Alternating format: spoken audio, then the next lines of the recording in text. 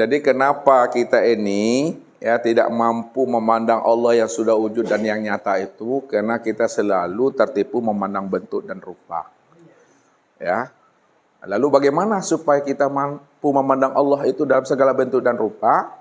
Seperti anak kita mampu dia memandang kaca yang sudah nyata pada gelas tadi, maka kalau kaca ya yang sudah nyata dalam bentuk gelas, kita hancurkan gelas itu, kita pecahkan gelas itu. Kalaulah gelas itu sudah hancur, sudah pecah, tak ada bentuk dan rupanya, maka jelas dan nyata kaca itu. Sekarang Bapak Ibu, bagaimana supaya Bapak Ibu mampu memandang nyatanya akan Allah pada segala yang ada ini? Kita juga panahkan diri kita. Kalau gelas dipecahkan, kalau diri difanahkan. Apa yang difanahkan? Nah, fanahkanlah wujud dan sifat kita, maka nyatakanlah Allah yang wujud dan yang bersifat itu. Maksudnya, jangan Bapak Ibu merasa diri Bapak Ibu yang wujud, jangan Bapak Ibu merasa diri Bapak Ibu yang bersifat. Kalaulah wujud Bapak Ibu telah fana, telah hancur, telah hapus, telah tiada, kalaulah sifat Bapak Ibu sudah panah, dah hancur dan telah tiada, tak ada lagi kita ini yang wujud, tak ada lagi kita ini yang bersifat, maka ketika itu terang, nyata dan jelaslah sejelas-jelasnya Allah lah yang benar-benar wujud dan Allah lah yang benar-benar bersifat sebenarnya. Ketika itu barulah Allah itu nyata pada segala yang ada. Karena segala yang ada itulah kenyataan akan dirinya. Makanya dikatakan oleh orang arifin tadi, kaifa yatasawwaru ayyahjubahu syai'un wa huwa azharu min kulli syai'. Bagaimana mungkin antara kita dengan Allah itu ada dinding dan pembatasnya, padahal Allah itu lebih nyata pada segala yang wujud ini. Itu maknanya, tidak ada sesuatu apapun yang bisa menghijab, tidak ada sesuatu apapun yang bisa mendindingi akan wujud nyatanya Allah itu. Bagaimana mungkin Allah akan terhijab dengan sesuatu padahal sesuatu itu tidak pernah ada? Bagaimana mungkin Allah itu akan terhijab dengan sesuatu sedangkan sesuatu itu tidak pernah ada? Kalaupun ada sesuatu itu yang namanya alam, yang namanya makhluk, yang adanya diri, pahamilah alam, makhluk dan diri itulah sebenarnya wujud nyatanya akan dirinya. Nah, untuk menghantarkan inilah sebenarnya Bapak Ibu kita akan bukakan rahasianya supaya Allah itu dah terang. Kalau Allah dah terang, tak perlu Allah itu dicari-cari oleh Bapak Ibu. Ya, berhenti aja lah di situ lagi. Itu Allah maksud tuh. Wa anna ila rabbikal muntaha. Dan sesungguhnya Rabbmu itu adalah akhir kesudahan perjalanan hidupmu. Allah itu adalah akhir kesudahan perjalanan dirimu. Kalau dah wusul kepada Allah, kalau dah likok kepada Allah, kalau dah sampai kepada Allah, kalau sudah bertemu kepada Allah, terhentilah di situ lagi. Jangan cari-cari juga Tuhan tu Bapak Ibu. Karena Tuhan tu dah nyatu Bapak Ibu. Ndak juga nampak Tuhan tu ayo butuh sangit benarnya mah. Ini wajibnya kita mengenal Allah. Jadi sekarang kita bukakan Bapak Ibu ya. Dijelaskan ya. Sebelum Allah mewajibkan kepada kita perintah solat, berpuasa, berzakat, berhaji, berkurban, berimpak, berwirid, dan lain sebagainya, maka yang pertama kali difardukan dan diwajibkan kepada kita itu, ya, melalui lisan para nabi dan para rasul itu adalah awaludin ma'rifatullah.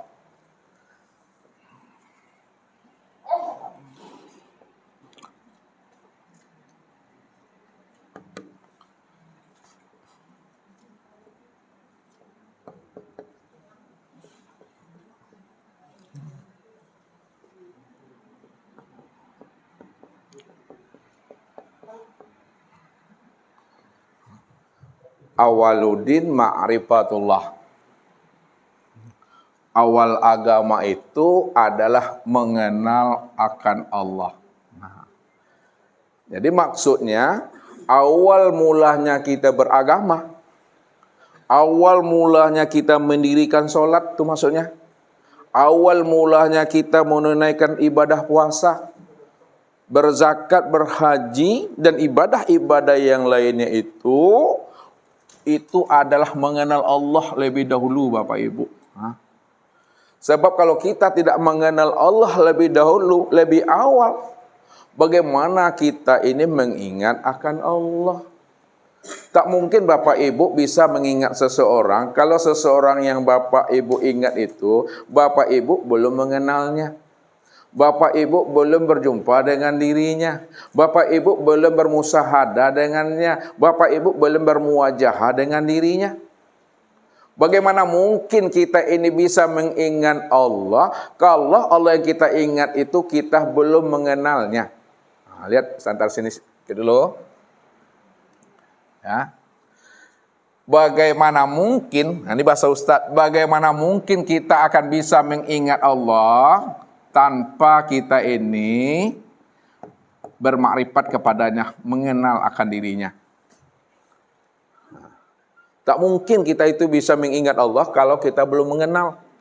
Contoh aja lah Bapak Ibu, ya. Ustadz punya teman, ya. Salah satu teman Ustadz itu di Pekanbaru, ya. Namanya Pak Rudi namanya, Pak. Ya, Pak Rudi. Walaupun Ustadz kasih tahu namanya kepada Bapak Ibu, Pak Rudi. Pertanyaan Ustadz, bisakah Bapak Ibu mengingat teman Ustadz yang namanya Pak Rudi itu? Bisa? Bisa atau tidak? Tidak. Yang kedua, bisakah Bapak Ibu mengingat suami, istri, anak, cucu, menantu, walaupun suami, istri, anak, cucu, menantu itu jauh tempatnya dari kita duduk sekarang ini? Bisa. Apa sebabnya? Sudah kenal, sudah melihat, sudah bertatap wajah. Begitulah sebenarnya kita mengingat Allah itu. Jadi baru kita mudah bisa mengingat Allah itu apabila kita sudah lebih dahulu mengenalnya, itu makrifat. Kalau sudah makrifat, sudah mengenalnya, maka hakikat daripada ma'rifat itu adalah liqa, namanya Bapak Ibu. Liqa. Itu udah bertemu tuh dah. Orang kalau udah kenal tuh bertemu tuh. Tak mungkin orang itu kenal kalau tak bertemu dia. Tak mungkin orang tuh kenal kalau tak berjumpa dia. Orang yang sudah kenal pasti dia itu berjumpa. Hakikat liqa itu yang disebut namanya dengan musyahadah.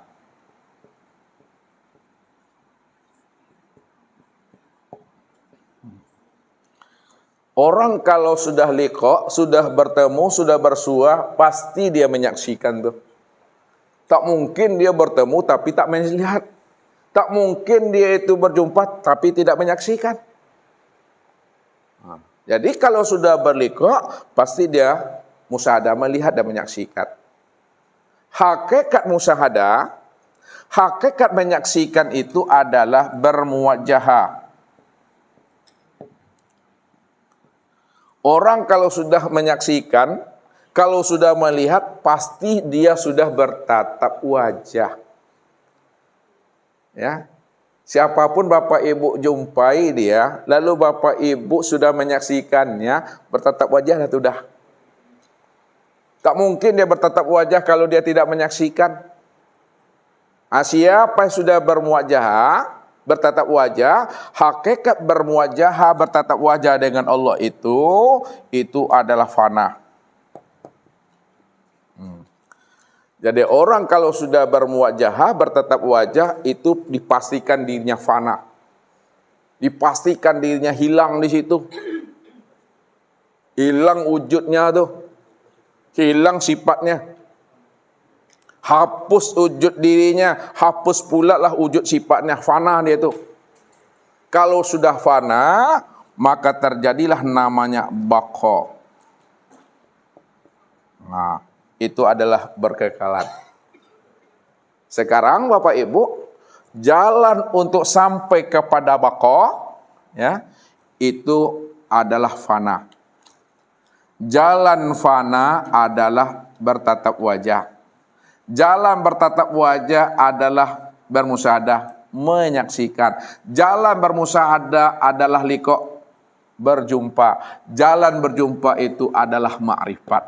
Makanya sebelum perintah agama kita dirikan, sebelum perintah agama kita kerjakan, maka lebih dahulu hendaklah kita wajib mengenal akan Allah.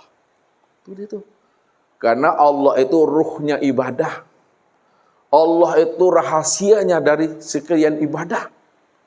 Wajib kita mengenal Allah. Kalau tak mengenal Allah, maka ibadah kita menjadi ibadah yang hampa, ibadah yang sia-sia, tidak bernilai apa-apa Bapak Ibu. Ini yang dikatakan oleh Nabi. Kamin qa'imin hazumin sholati at-tabu wan nasab. Berapa banyak nanti umatku yang mendirikan ibadah solat, tapi dia tidak mendapatkan apa-apa dari solat yang dia kerjakan. Melainkan at-ta'abu wan nasab, hanya mendapatkan rasa capek, panek, letisenya Bapak Ibu. Apapun ibadah yang dia kerjakan itu tak ada gunanya, kosong saja. Kaladang kue, kepara, rajin. Tapi tidak ada apa-apa yang dia dapatkan setelah dia bekerja di kebun dan di ladang itu. Inilah maknanya Allah bilang, wahum yahsabuna annahum yuhsinuna sun'a. Mereka mengira, menganggap dan menyangka mereka telah mendirikan ibadah yang terbaik di dalam hidupnya. Aku udah sholat, aku udah berpuasa, aku udah semuanya. Tapi sesungguhnya mereka, kata Allah, mereka sudah tertipu dengan diri dan amal mereka sendiri. Itu disebabkan karena mereka tidak mengenal yang dia sembah. La tasihul ibadah illa bima'rifatil ma'bud. Tidak sah ibadah yang kita dirikan kalau kita tidak mengenal yang kita sembah Bapak Ibu. Makanya mesti jelas penyembahan kita kepada Allah.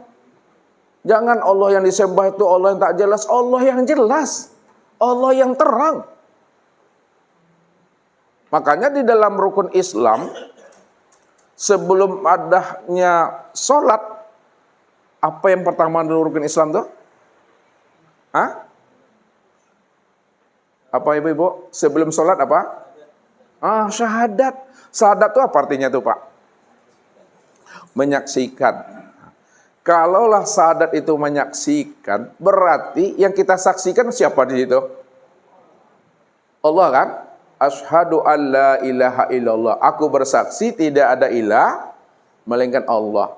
Sekarang Allah yang kita saksikan itu sudah kita lihat atau belum?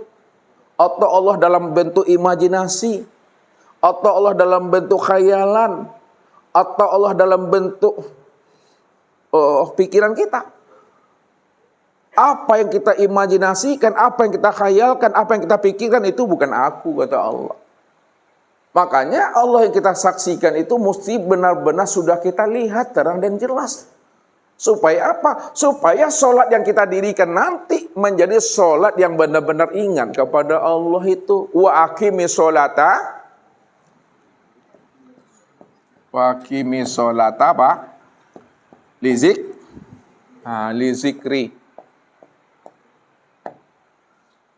Dirikanlah sholat itu untuk mengingat aku. Kalau kita belum menyaksikannya, bagaimana kita akan ingat kepada dirinya? Makanya wajib kita itu mengenal Allah itu. Disitulah letaknya rukun Islam itu. Sebelum sholat itu, syahadat itu mesti dimanai dulu Bapak Ibu. Contoh lagi, Ustaz berikan contoh yang banyak. Bapak Ibu pas berdiri di rumah, ya. Lalu ada orang tabrakan Bapak Ibu, ya, di depan rumah kita. Bapak Ibu ketika itu tidak melihat tabrakan itu. Kemudian Bapak Ibu diminta menjadi saksi di kantor polisi. Padahal Bapak Ibu tak lihat peristiwa itu. Maukah Bapak Ibu menjadi saksi itu? Tidak kan?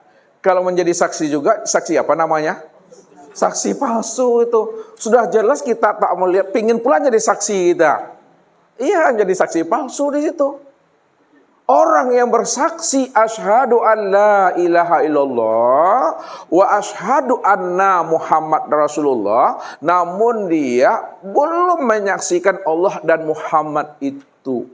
Saksi apa namanya itu? Halo? Nah, itu Bapak Ibu yang bilang tuh. Jadi mesti jelas saksinya itu. Nah, ini kita sampai ke situ Bapak Ibu.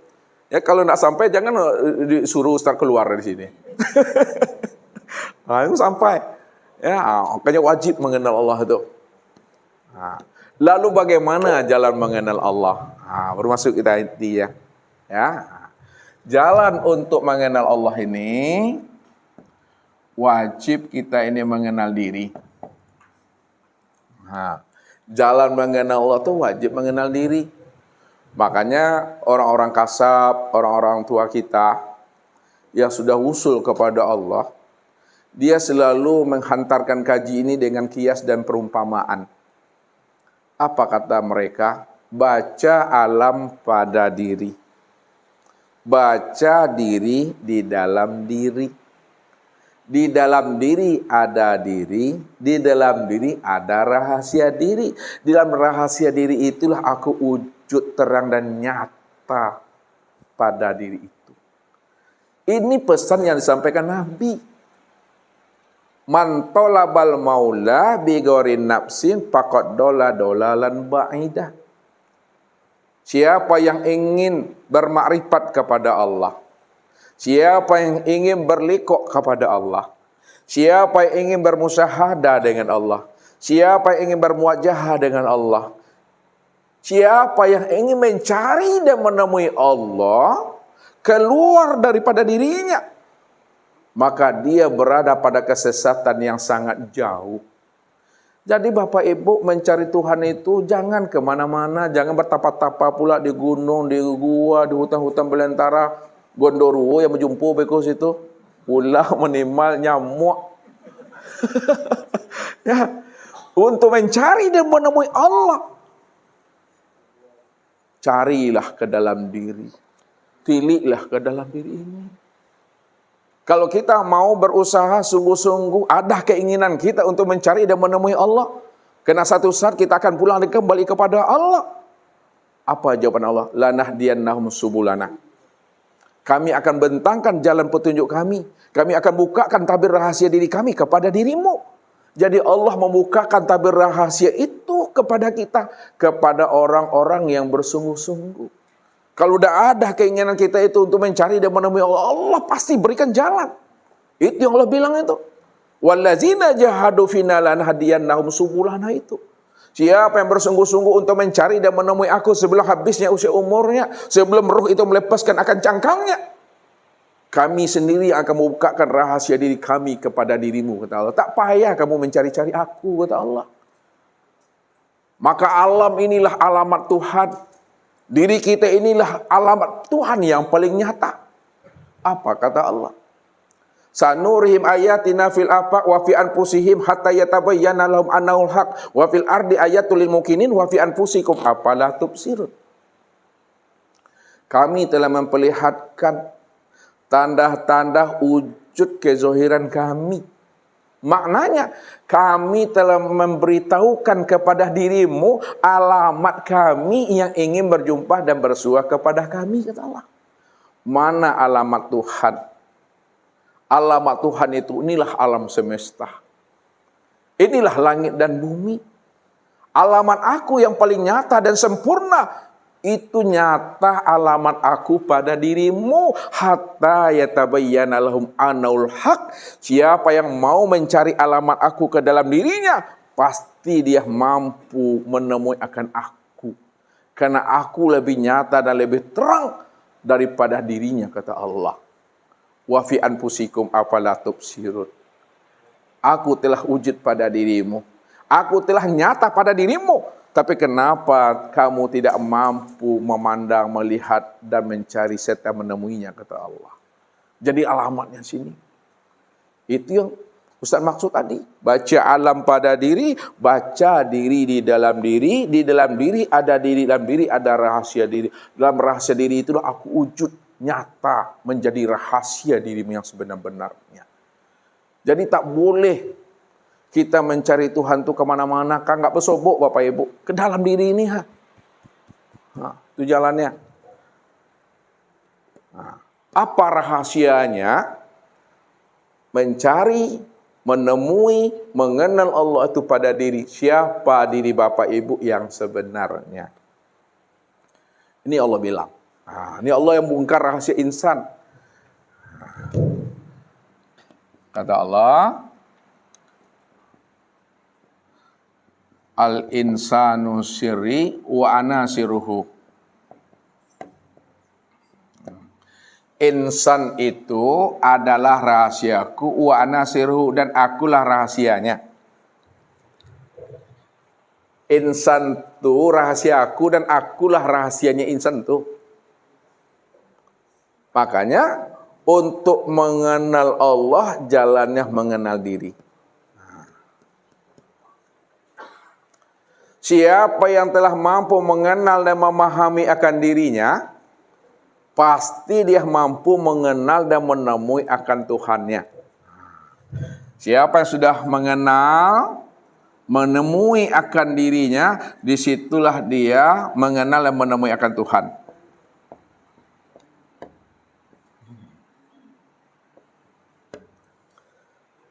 Siapa yang sudah kenal dirinya, pasti dia mengenal Tuhan.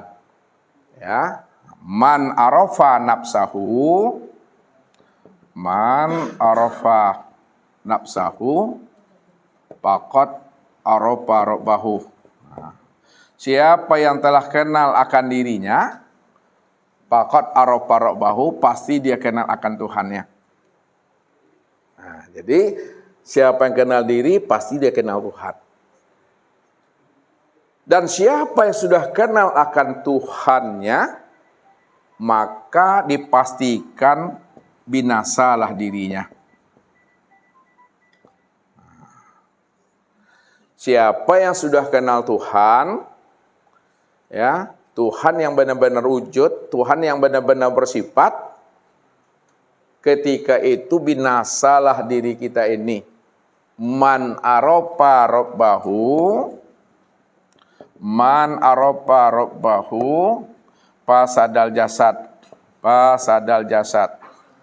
Siapa yang telah mengenal Tuhannya, yang bersifat wujud, sama basar kalam ilmu kuda irada dan hayat, fasadal jasad, maka hancur binasalah akan dirinya, hapus dirinya. Tak ada diri kita ini wujud dan bersifat tuh, karena Allah yang wujud, Allah yang bersifat. Jadi siapa yang mengenal Tuhannya, binasa dirinya. Kalau dirinya telah binasa, dirinya telah mati, dirinya telah hapus, dirinya telah tiada, ketika itu nyatalah Tuhan itu. Nyata Tuhan.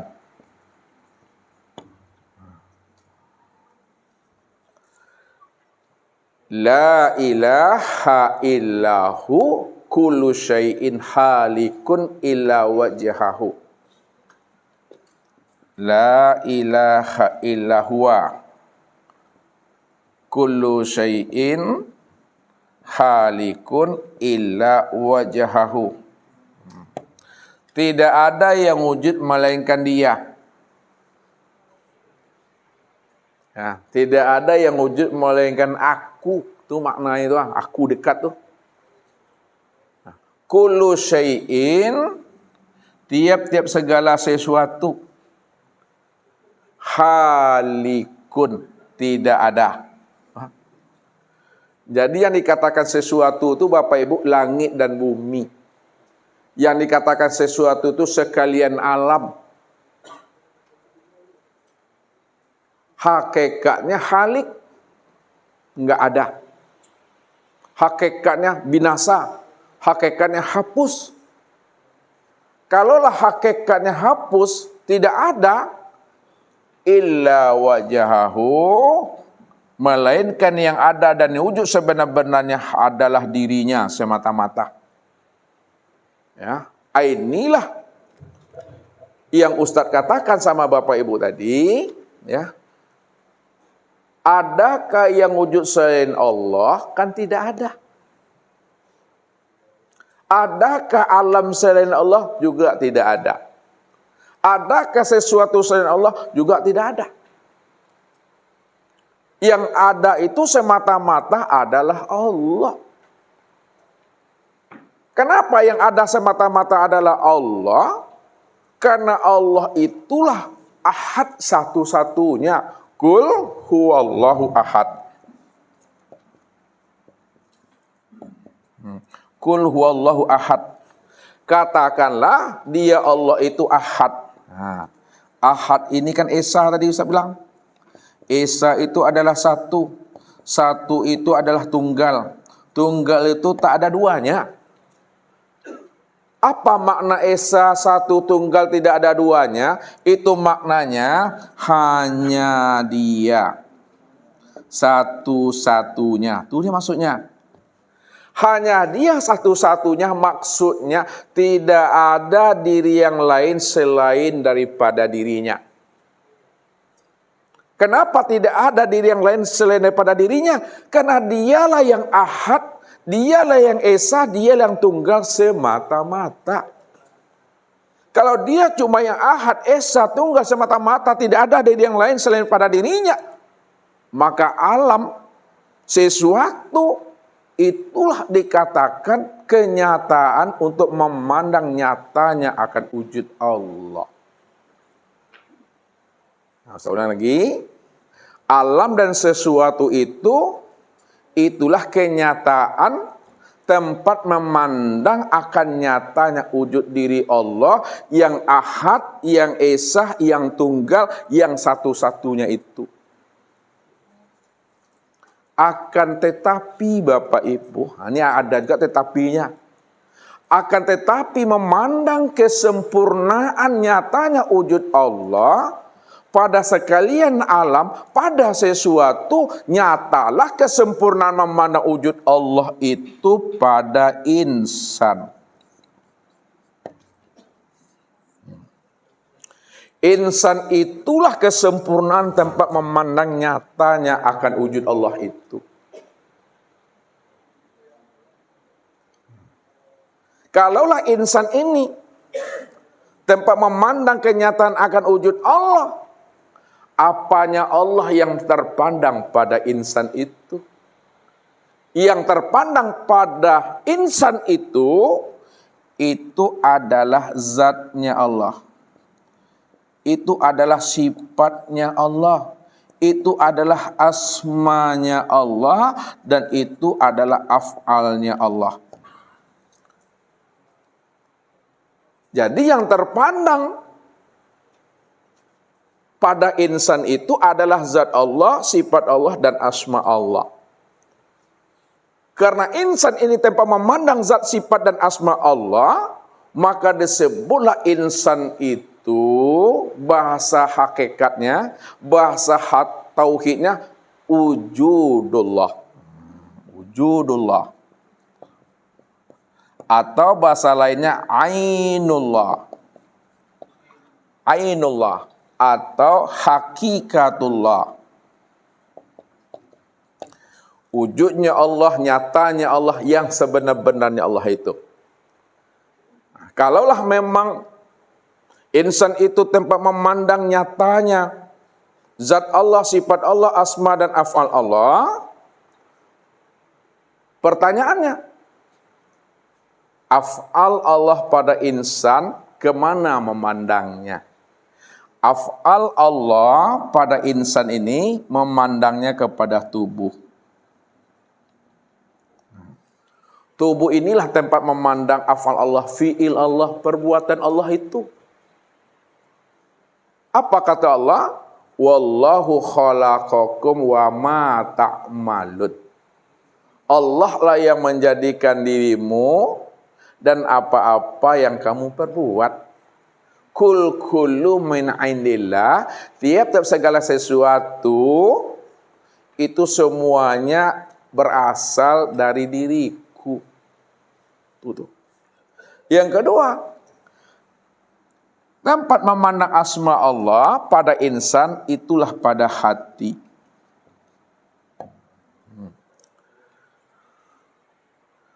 Disitulah rahasianya tadi. Hapuskan sekalian alam dan lenyapkan sekalian diri dalam pandangan hati, maka nyatalah akan asma Allah itu.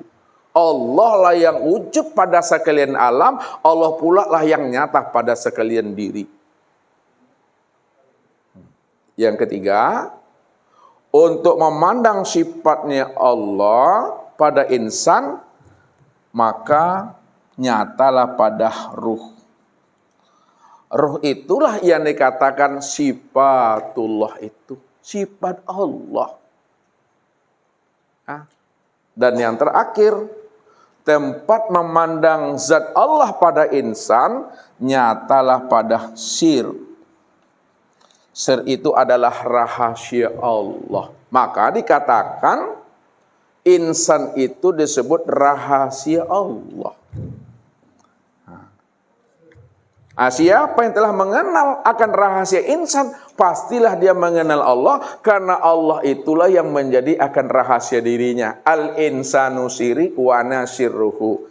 Insan itu rahasiaku. Akulah rahasianya insan itu yang sebenar-benarnya.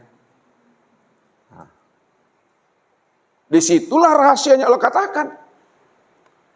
Al-insanu nafsi wa ana nafsuhu. Al-insanu nafsi wa ana nafsuhu. Insan itu diriku, wa ana nafsuhu, dan akulah dirinya.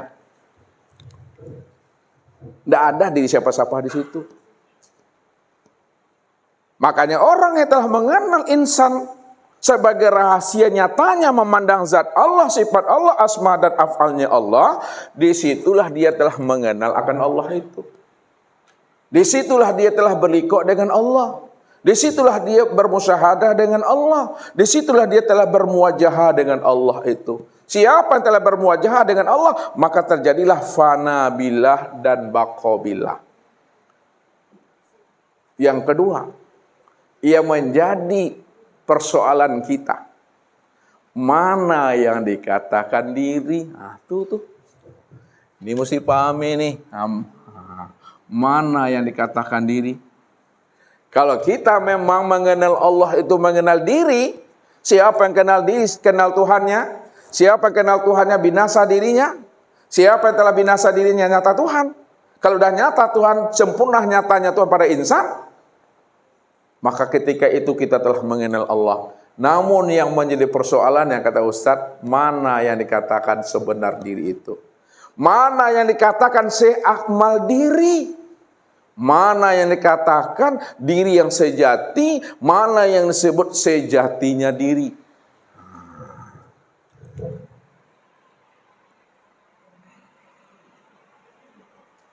Ini Bapak-Ibu ya. Seakmal. Ya, seakmal diri, sejati diri, diri sejati, diri sebenar-benar diri, diri sebenar-benar diri. Ini sinonim kata aja Bapak Ibu. Ustaz antarkan ini supaya Bapak Ibu ngerti nanti orang bicara gitu kan. Seakmal diri, sesempurna diri. Sejati diri, diri sejati, dan diri yang sebenar diri itu yang mana? Kita mengambilnya dari pucuk Bapak Ibu. Ya, di atas pucuk aja lagi. Ada lagi di atas pucuk? Tidak ada. Kalau ada di atas pucuk itu dari situ saya ambil. Kalau ada di atas pucuk itu saya ambil. Ini kita melakukan namanya dengan proses tanazul namanya. Ini tanazul.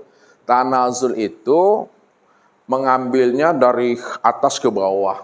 memandangnya dari atas ke bawah, meniliknya dari pucuk ke akarnya. Itu tanazul namanya. Nanti setelah tanazul, kita lakukan tarki. Tarki itu memandang dari bawah ke atas, dari akar ke pucuk nanti. Ya, jadi pandangan Bapak Ibu mesti zahir dan batin. Setelah pandangan Bapak Ibu zahir dan batin, maka pandangan zahir dibatinkan, pandangan batin dizohirkan, pandang satu wujudnya tuh. Itu dipatrikan ke dalam tuh. Itu dalam bahasa Ustaz, kok buleknya lah bisa digolongkan, picak lah bisa dilayangkan tuh mah. Lepodo hati itu. Tidak ada bulat yang bersisi, tidak ada bulat yang bersegi, udah bulat hati itu. Tidak ada yang lain lagi, hanya dia semata-mata. Ya, begitu pandangan orang-orang arifin, pandangan orang-orang arif billah, pandangan orang-orang kasab. Dia mampu memandang Allah di atas segala-galanya. Inilah yang diungkapkan oleh orang-orang arifin sebagai waliullah, di atas wali Allah. Ya, sahabatnya Rasul Khulafaur Rasyidin jaminan surga. Apa kata beliau? Yang disampaikan oleh Abu Bakar As-Siddiq, ma ra'aitu syai'an illa wa ra'aitullahu qablahu. Tidaklah aku melihat sesuatu ya Rasul, melainkan aku telah mampu memandang Allah. Ini artinya, aku telah mampu memandang Allah sebelum sesuatu itu. Sebelum peristiwa itu, sebelum kejadian itu, aku sudah mampu memandang Allah. Apa kata Umar bin Khattab? Ma ra'aitu syai'an illa wa ra'aitullahu ba'dahu. Tidaklah aku melihat sesuatu ya Rasul, melainkan aku mampu memandang Allah setelah sesuatu itu. Itu maknanya, sebelum peristiwa, setelah peristiwa, sudah terpandang Allah di dalam hatinya. Lalu apa kata Utsman bin Affan? Ma ra'aitu syai'an illa wa ra'aitullahu ma'ahu. Tidaklah aku melihat sesuatu ya Rasul, melainkan hatiku mampu memandang Allah sebelum peristiwa, setelah peristiwa, dan beserta peristiwa. Hatinya mampu memandang. Supaya hidup kita ini tidak stres dan tidak menyalah-nyalakan peristiwa dan kejadian. Supaya hidup kita tidak stres, tidak menyalah-nyalakan proses peristiwa dan kejadian, di mana hatinya kita itu mampu memandang Allah sebelum peristiwanya, mampu memandang Allah setelah peristiwanya, mampu memandang Allah beserta peristiwa itu. Itu yang dikatakan oleh Nabi, la tataharrakun zarrah illa biiznillah. Tidak bergerak, tidak terjadi suatu peristiwa dan kejadian, musibah dan bencana pada diri kita, di luar diri kita, illa biiznillah. Itulah nyatanya kudrat dan iradat Allah, nyatanya fi'il Allah di situ. Lalu kasabnya Abu Bakar, Umar, Utsman, dan Utsman ini disempurnakan oleh kasabnya Ali bin Abi Thalib. Bagaimana cara Ali bin Abi Thalib menyempurnakan kasabnya Abu Bakar, Umar, Utsman? Apa kata beliau? Ma ra'aitu syai'an illa wa ra'aitullahu fih. Tidaklah aku melihat sesuatu ya Rasul sebelum peristiwa, setelah peristiwa, bersama peristiwa, yang mana hatiku sudah mampu memandang Allah di atas segala-galanya, luar dan dalam, sebelum dan sesudah, beserta semuanya Allah. Tidak ada lagi di situ campur tangan makhluk dan hamba di sana. Hanya Allah di situ. Ini yang dikehendaki oleh Nabi. Ini yang disampaikan Nabi kepada kita, supaya pandangan kita itu tidak buta. Kenapa? Pandangan yang buta, pandangan yang berdosa itu, kata Nabi, pandangan yang tidak mampu memandang Allah di atas segala-galanya itu. Apa kata beliau? Man nazara ila syai'in ma lam yarallaha bihi fahuwa batil.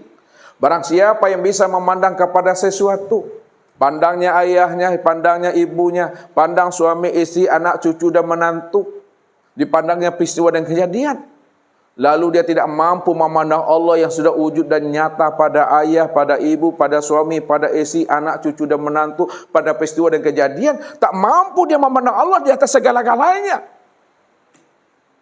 Bahwa batil, itulah pandangan yang batal.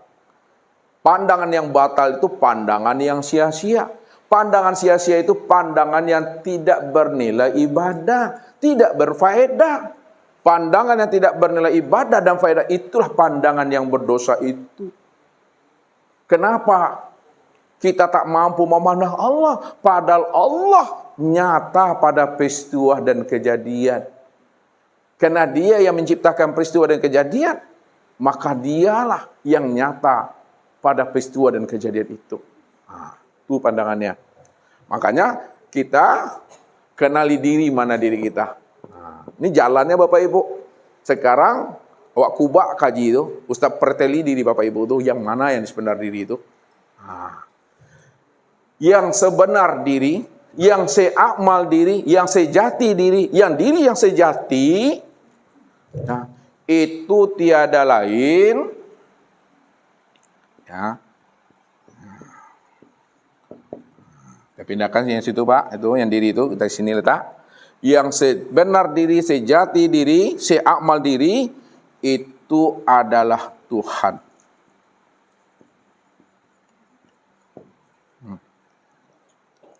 Yang sebenar-benar diri itu Tuhan. Kenapa yang sebenar-benar diri itu adalah Tuhan? Rabbul Izzati. Karena dialah yang ada semata-mata. Dialah yang wujud secara mutlak. Tidak ada wujud yang lain selain daripada dirinya. Dialah yang menjelaskan huwal awalu wal akhiru waz-zahiru wal batinu. Dialah diri yang awal. Dia diri yang awal. Maksudnya sebelum ada yang awal, dia yang lebih dahulu awal. Sebelum adanya kehidupan, dia yang lebih dahulu. Sebelum adanya alam, dia yang lebih dahulu. Sebelum adanya sesuatu, dia yang lebih dahulu. Maka awalnya tak ada permulaannya. Awalnya itu tak ada ujungnya. Di situ letaknya dia tuh kodim, sedia tuh. Di situ duduknya qiyamuhu binafsihi. Karena dia adalah diri yang awal. Wal akhiru. Dia juga lah diri yang akhir. Karena dia cuma yang ada. Maka dia yang awal, dia pula yang akhir. Akhirnya itu tidak ada kesudahannya. Akhirnya itu tidak ada pangkalnya. Itu maksudnya. Kenapa akhir tak ada kesudahan? Kenapa akhir tak ada pangkal? Karena dialah yang awal semata-mata yang ada. Yang ketiga, dia menjelaskan dirinya waz-zahir. Dialah diri yang zohir. Zohirnya tidak berbentuk dan tidak berupa. Walaupun zohirnya tidak berbentuk dan tidak berupa, laisa kamislihi syai'un mukhalafatul lil hawadis, namun zohirnya itu nyata pada segala bentuk dan rupa. Karena segala bentuk dan rupa itulah nyatanya akan kezohiran dirinya. Kenapa segala bentuk dan rupa itulah nyatanya akan bentuk kezohiran dirinya? Karena dialah yang awal, dialah yang akhir, tak ada diri siapa-siapa di situ. Makanya zohirnya itu wujud pada segala sesuatu. Itu zohirnya itu Bapak Ibu.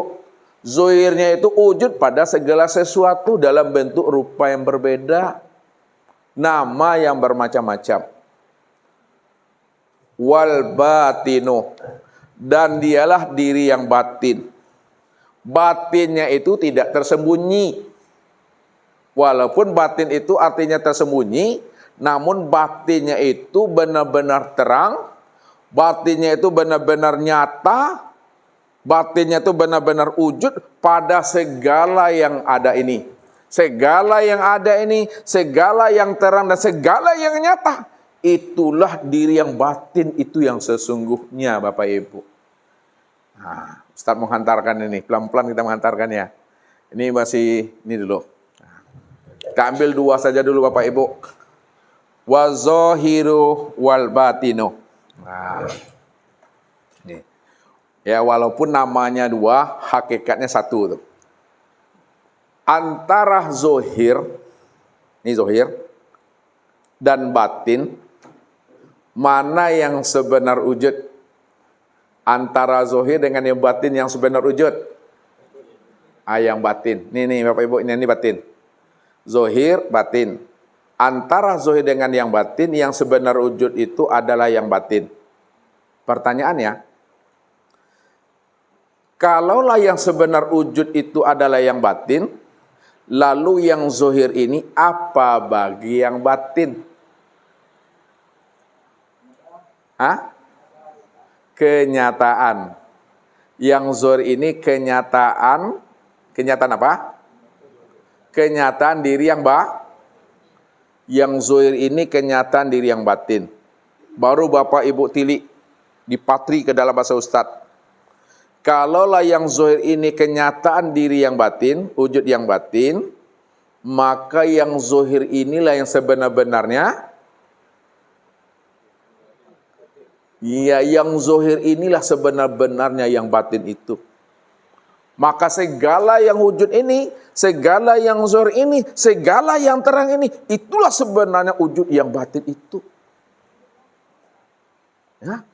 Segala yang zohir ini, segala yang wujud dan terang ini, inilah wujud yang batin itu. Di situ letaknya dikiaskan oleh orang arifin, orang arif billah, Allah itu berselindung pada yang terang.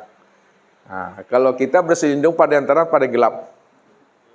Kalau kita berselindungnya pada gelap atau terang? Pada yang gelap. Supaya tak nampak kan? Tapi Allah berselindungnya bukan pada yang gelap. Allah berselindung pada yang terang. Siapa yang mampu mengenal dan memahami akan wujud nyatanya Allah itu, yang berselindung pada segala yang wujud dan terang itu, itulah orang yang dia pilih, orang yang ditunjukinya. Jadi jangan dipandang, jangan dikatakan juga lagi Allah itu batin Bapak Ibu. Allah itu sudah wujud, terang dan zohir. Siapa yang mengatakan Allah itu masih batin juga lagi, Allah itu masih gaib juga lagi, artinya butuh sange itu dah. Nah, kalau dikatakan batin, kalau dikatakan gaib, yang batin yang gaib itu diri Bapak Ibu itu yang batin. Diri Bapak Ibu itu yang gaib, yang enggak ada. Tuh. Jadi yang wujud, yang zohir itu hanya Allah. Kenapa yang wujud, yang zohir, yang nyata, awal, akhir, yang zahir itu hanya Allah? Karena dia satu-satunya, itulah diri yang ahad itu. Nah, diri yang ahad. Nah, nih, diri yang ahad. Diri yang ahad. Nah, ahad kan beda dengan wahid. Kul huwallahu ahad. Ada surah Ikhlas, kul huwallahu wahid. Ahad, apa artinya? Satu. Satu kan? Kalau wahid, satu juga. Kalau ahad artinya satu, wahid juga satu juga. Apa bedanya ahad dan wahid? Kalau tidak ada bedanya, kul wallahu wahid. Kalau ahad itu artinya satu, maknanya tidak ada duanya, satu-satunya. Itu kan? Kalau wahid ada duanya. Oh. Kalau ahad hanya satu-satunya, tidak ada duanya. Kalau wahid ada duanya. Itu maknanya itu ahad tuh. Nah, jadi diri yang sebenar-benar diri yang seamal diri yang sejati itu adalah Tuhan. Yang Allah Tuhan. Yang sulit Bapak Ibu menceritakannya. Yang sulit Bapak Ibu menjelaskannya. Tak ditangkap oleh akal dan pikir tuh. Ya. Ini yang Allah katakan itu. Hal ata alal insan hinu minad dahri lam yakun syai'an mazkura. Telah datang kepada insan satu masa dari waktu yang tidak pernah bisa disebut. Tak bisa dianalisa, tak bisa dijangkau oleh akal fikir, tak bisa dijangkau oleh ilmu pengetahuan. Apa sebabnya tak bisa dijangkau dengan ilmu pengetahuan dan akal fikir? Karena pada saat itu Bapak Ibu, langit dan bumi ini belum ada. Jangankan langit dan bumi belum ada. Ruang dan waktu, masa juga belum ada.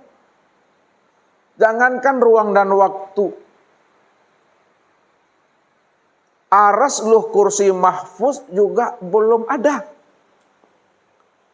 Jangankan aras luh kursi mahfuz belum ada, nur saja juga belum ada. Jangankan nur laili, nur saja belum ada.